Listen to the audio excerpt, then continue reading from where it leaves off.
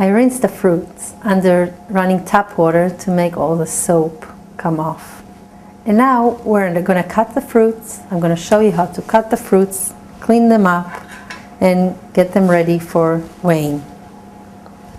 First, we need to clean up the fruit from bug bites or rotten parts. You don't want them in your jam, right? You should cut the fruits on the size that you like your jam. Some people like big chunks. Some people like it very smooth. I just cut it around the pit.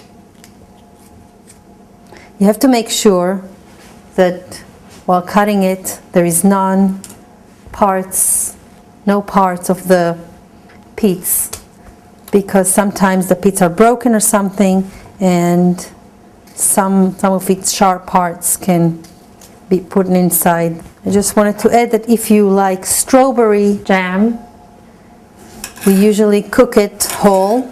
We just take the top part off. So we would do with any other berries. The cherries, we usually take the pit out and we leave them whole.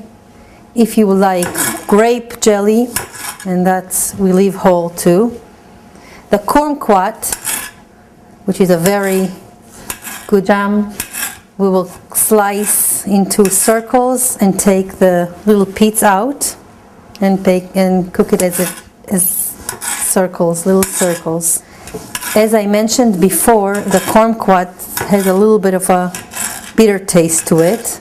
While cooking peaches and apricot, we cut them in half and cook them like that because they become very soft during cooking, and there is no need to do more than cutting it into half.